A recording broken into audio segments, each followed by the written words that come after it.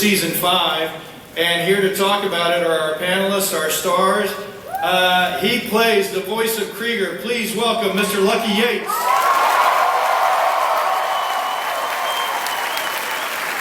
She is the head of HR for ISIS. She plays Pam Poovey. Please welcome Amber Nash.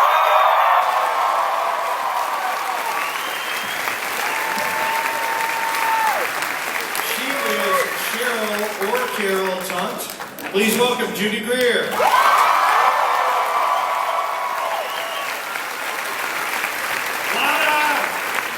Ladies and gentlemen, Lana Kane. Please welcome Aisha Tyler.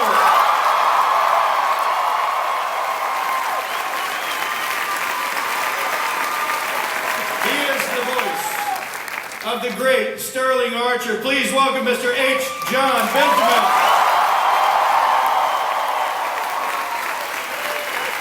Hey, the first meeting. She is the voice of Mallory Archer. Please welcome Miss Jessica Walters.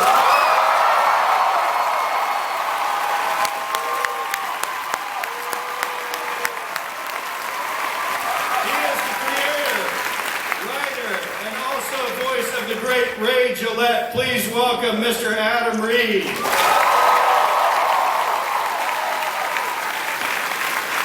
we're very fortunate today to have with us one of the finest television critics in this business. He's an award-winning journalist, spent the better part of a decade at Entertainment Weekly. He now does criticism for NPR. He also writes for the New York Times in Grantland. Please welcome Mr. Ken Tucker.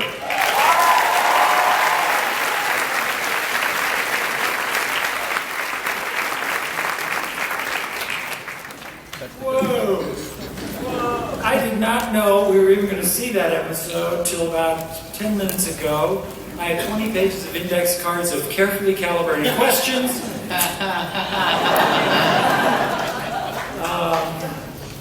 Adam, why? That's a great question, and I was asking myself that backstage while we were watching it. I think just to change it up and breathe some new life into the show and try something a little different and see if people still watch it. The Grant experiment. I mean, you really... when you force them to like this. Those doors are chained. Sorry, go ahead. The doors are chained shut, so nobody's leaving it until our house is Ready the Nerdcast. I think you've given the lie to Vince Gilligan in Breaking Bad, saying turning Mr. Chips into Scarface. You're turning Archer into Scarface. Or Mr. Chips. Right. But you don't see as he goes to teach school at the end of this season. Sweet, nice. And Lana, we see her baby bump now. Yeah, she looks fat. And how did you feel about that? How does it feel to have Lana pregnant? Well, since Lana is a drawing, it doesn't feel like anything.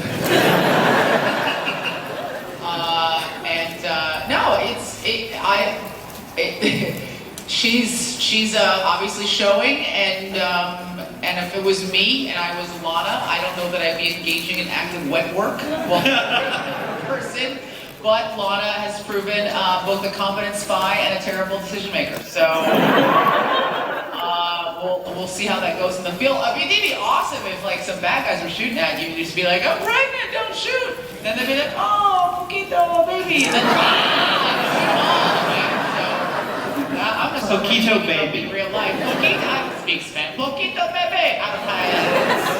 Great name for a baby. My little Packy. Not Pakistani.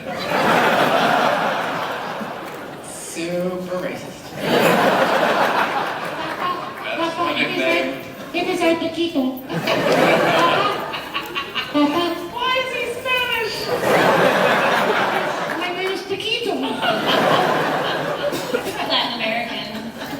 And the entire team becomes a kind of surrogate family for the baby. I mean, Mallory becomes a grandma in a kind of remote kind of... Does she? once removed in a certain sense. She's not pleased about it. No, Do not call her grandma. no, I would not imagine it. It's not a belly. And I think, Extra milk. and I think Cheryl is on record as saying that babies are germ factories. Yeah, I've said that. Yeah. But it was, Judy's actually said that. yeah, that was pretty rare. Oh, We incorporated it into the show. oh, okay. I'm kidding. If a baby was holding like a bucket of glue, I'd probably go near it.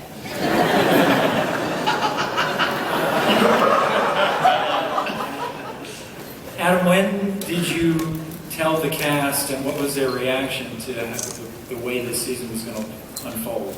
I think probably in the first VO sessions when they got the script, and that's when they found out. And I think to a person, their reaction was, "You've made a terrible mistake." And now it's confirmed. And how did FX react when you told them you were going to do this? They were really supportive, and I think maybe some initial hesitation, but as they saw subsequent scripts and episodes, we're now working on episode 7, and they've seen the story sort of move forward, and in a lot of ways, it's even though they're going to be trying to sell 2,000 pounds of cocaine this season, it's not a lot different from what they've been doing. They still go to exotic locations and bicker with each other. It's just now they have a large duffel bag of cocaine with them. I mean, and also it's going to be fan like, of cocaine. What? it's going to be Finally, someone likes cocaine in New York. so just like before, only awesome is what you're saying. Yeah. Right? Yeah. Awesomer. Awesomer. More awesome. Finally awesome. More super awesome. We turned the corner. And I'm worried about Ron Cadillac. Oh my God. You know, Ron Cadillac, I don't know if the audience knows this, is played by my real life husband, Ron Liebman.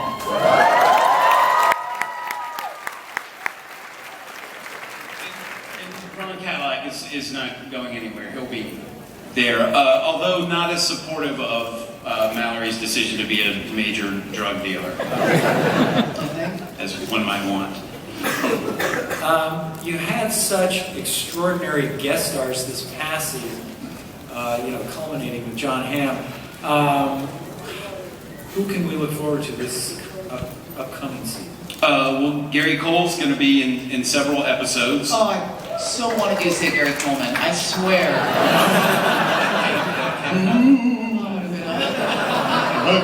Is he Casper? Is he Casper? Yes, he's Casper. Okay, tiny brown Casper. All right. That would have been a great movie.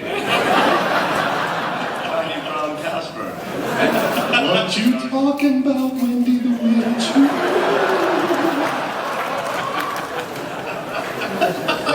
That's what I said on the show. What you talking about, Willis? It's Wendy the Witch, because that's a Casper character. Gary Cole. Gary Cole. Back to real stories about real things. Gary Cole. That's it. The end. Gary Cole. Ron Perlman comes back. And we're in talks with Christian Slater. Really? That's Everything's awesome. slippery. He's slippery. Yeah. Good negotiator. That came out as slippery, but Christian Slater should be joining us about midway through the season, and I'm trying to think who else. The rest haven't said yes yet, so I would hate to out them here. Okay. So you got a soft yes from Christian Slater. Arnold Schwarzenegger. Salesman. And I'm already loving the idea of Cheryl as the #1 country singer in America. Me too. We have Awesome. we got a really talented guy named Kevin Kinney who is in a band called Driving and Crying, and he wrote a bunch of new songs. And we've got a amazingly talented singer Me. who's singing for Cheryl, and we're actually putting out a country album. Really? Yeah, it should be out in January. Wow, that's so cool. Driving and Crying, great band. And I just think Cheryl is the person to replace Taylor Swift.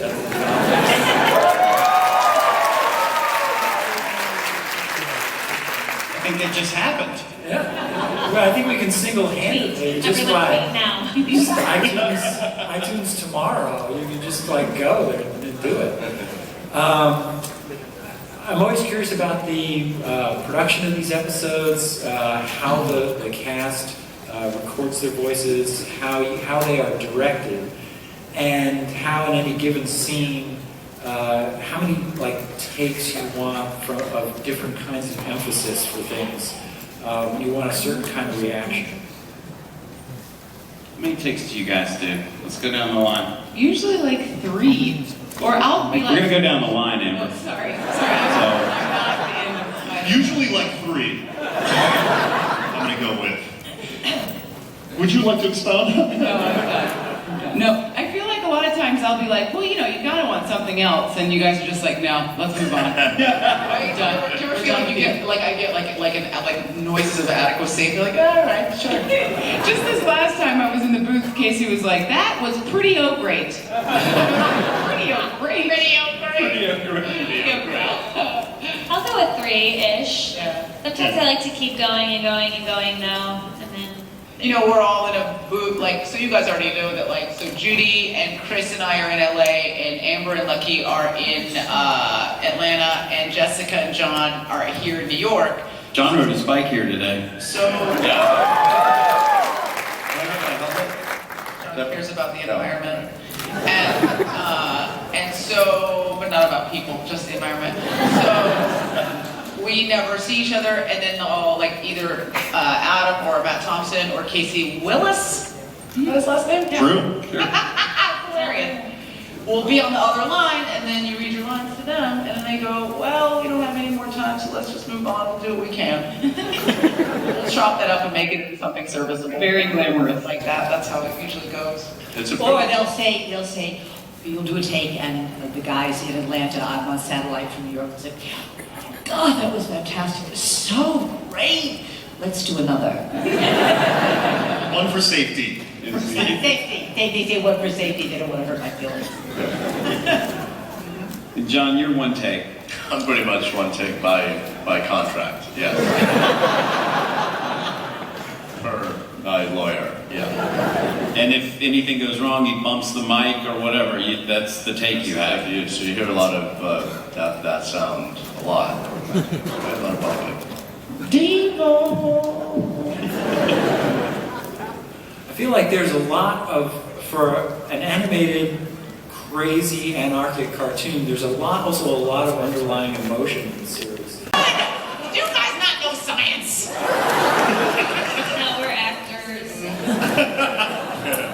All right, can we get a question maybe from the center aisle here? Awesome. All right. I know last season you guys started out a little correlation between Bob's Burgers. Is there ever going to be anything, connected like last season, going back and forth, or maybe on Bob's Burgers or vice versa? I don't think so, John. I say no, right? Yeah. John says no. A lot of people ask for the other way, right? Yeah. Anal. And I say no. No, ma'am. I'm not doing it that way. Is your series ever going to be resurrected? The John Benjamin has a band. That's it? Is that fucking it? I know that's Yeah, thanks. No. You're the white Morgan Freeman. People can listen to you for hours. So.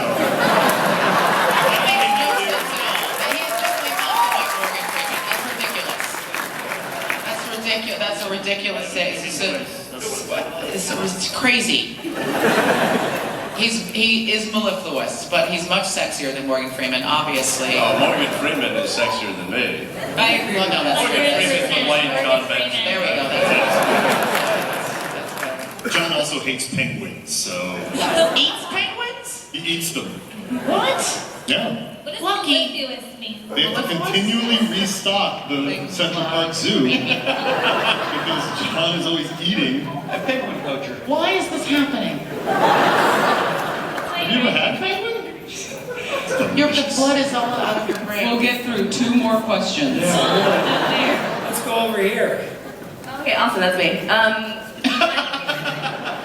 I had to check. Okay.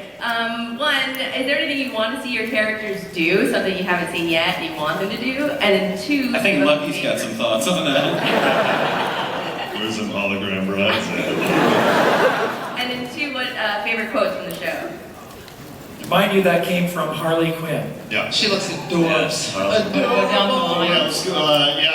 would love Krieger to build a giant robot. Because why the fuck not build a giant robot? He's got the capabilities of that. And I loved getting to do the final rant from the original Planet of the Apes when the first hologram bride got smashed. That was a big nerd dream come true for me. I really want to see Poobie Farms more, and I want to see what Pam's whole family looks like, and I have a great idea. I can play all the voices a la Nutty Professor. And they also kind of look like Pam. Can I hear your Poovie dad real quick? Oh boy. Is that it? Premature pitch. Hey, Pam. Are they tiny? They're all tiny people. She grew up in Lilliput. Back on the farm for the holidays.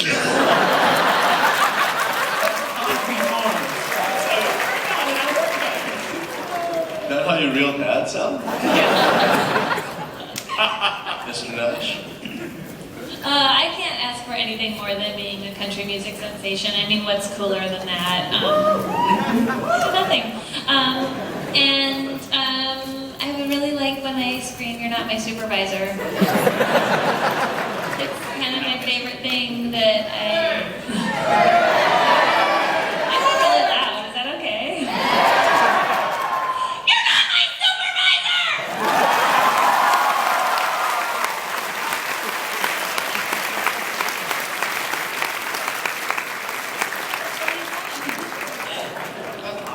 Thank you. I'm looking forward to Lana doing all of the things that pregnant ladies should not do. Like running through the jungle, firing automatic weaponry, maybe in her knockoff Fiachis. Like I'd like some kind of like borderline pornographic Lana, like in her underwear shooting guns. I'm getting turned on now. Ready to And then, Ready to drop. right? I'm crowning and I'm shooting. What's gonna happen? You know that magazine, right? Ready to Crowning and shooting. I would love to read Crowning and Shooting. I have all like first issues in plastic. And then I have crowning and shooting. It's in your head. You can't get it out. Now, can you? I just want to see It's like a woman giving birth only in AK-47. I would love to see that. And then my favorite line is, I say this all the time, my favorite line is Pam's line. Pam is watching Cyril have choke sex with Cheryl Carroll, and she says, "Keep it down, because you're making it really hard to drop the deuce."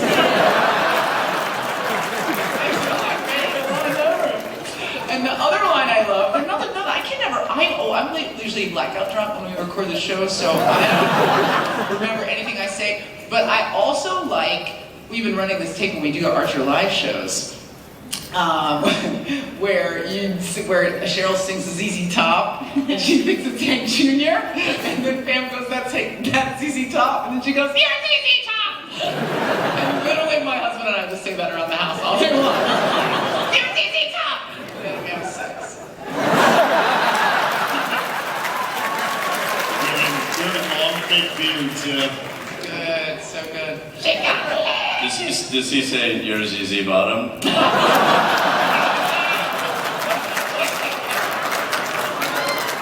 because I'm a top.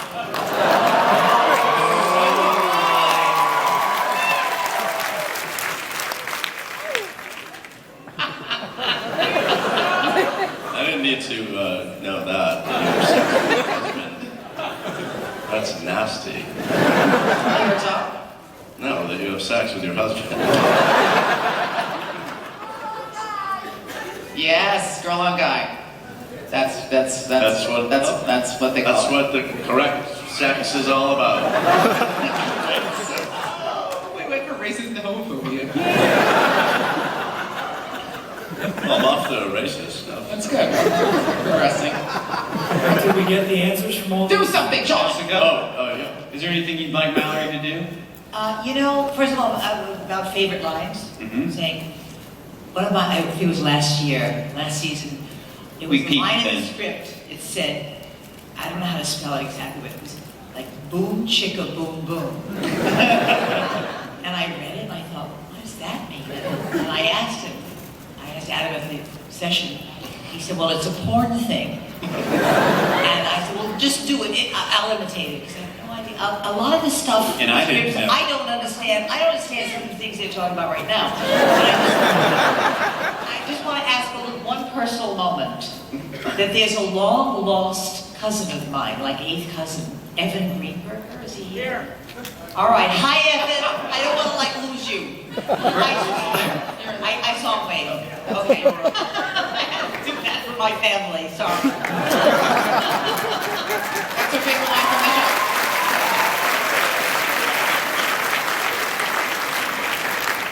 So we all have a long lost eighth cousin somewhere. Not here. Is my biological father here? Are you serious, sir?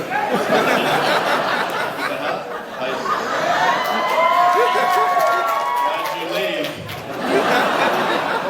Why? What a dick. Are you sure that line hasn't gone yet? I don't want to be rude.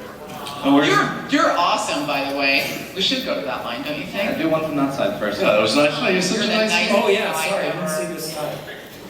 Absolutely. Okay, my question is for Adam Reed. Is there any story behind the tattoo quote on Pam's back? Like, where did you come up with that? Yeah, how'd you write that, Adam? I wrote that book.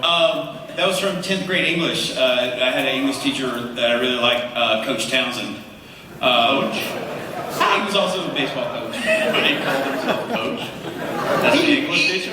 Or Mr. Townsend. Yeah, that seems more appropriate. Mr. If I were in His first name was class and, Mr. Coach the guy was Townsend. like, Mr. Coach. I'll be your English teacher, And Coach it's- Townsend. Be like, Sit down. All right, you little pussies, we're gonna live my fuck.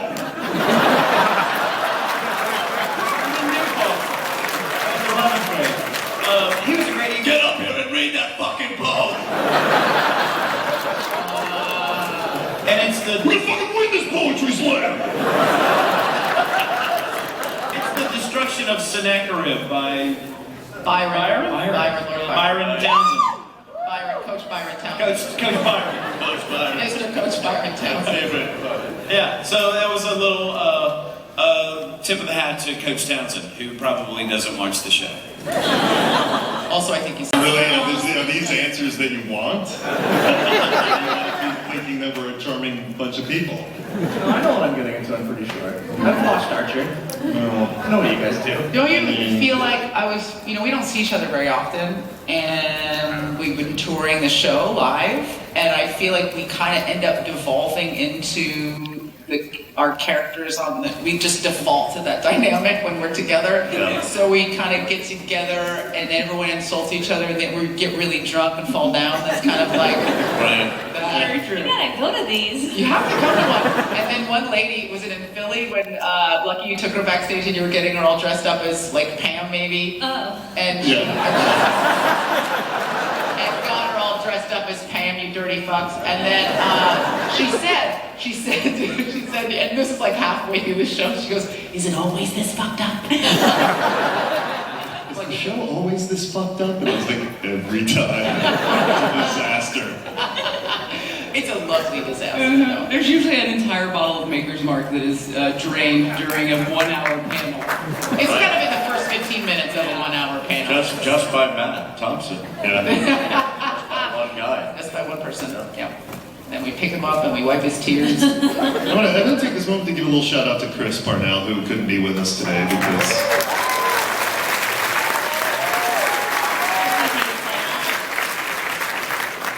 he's got some home issues to deal with. He didn't want to come. Because he doesn't love you as much as we do. Just remember that. Yeah, it's true. That was it? No more questions? That's it. That's it? Oh, no. Oh, we ran out of time because we talked about. John said they So odd. What? They want you to say date They want you to say date. Because I